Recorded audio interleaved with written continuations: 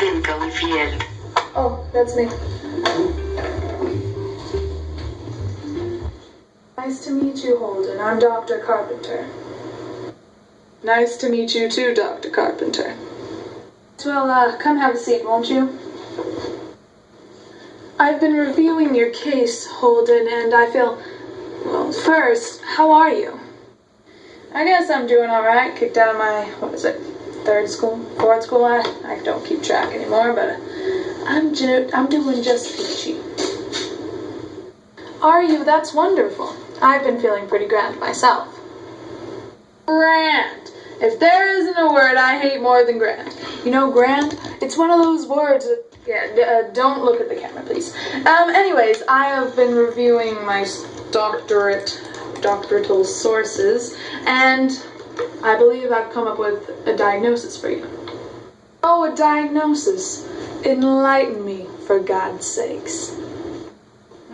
Yes, well, like I said, I have your diagnosis, and your parents have given me a checklist that I've gone through, seeing the kind of things that you've done in your life, recently, in the most, past 3 years or so, things that have led up to your expulsions from schools, and just failing classes, those things in general, of course, right? Well, I have come to the conclusion that, you are just a normal teenage boy. Normal? No one's ever told me that I'm normal like that before. What do you mean? What that means for you is that you need to live your life and try to find something that motivates you. I know that you're unmotivated, partly because your brother Ali and how he had passed in the past few years. Yes, I know that's probably one of the root of your problems, but you need to find something that motivates you to find your future that you're going to have, which I know you will, because you're going to be living that life, the great life. Don't know what life, but the great one. And I need you to find something that motivates you. What about your little sister? I really believe, like Phoebe, she is a bright person, and so are you. You're both bright people. Find the something in her that motivates you to go out and find your future. You can do it, Holden. No, I kind of told something like that to Sally Hayes when we went on a date the other day.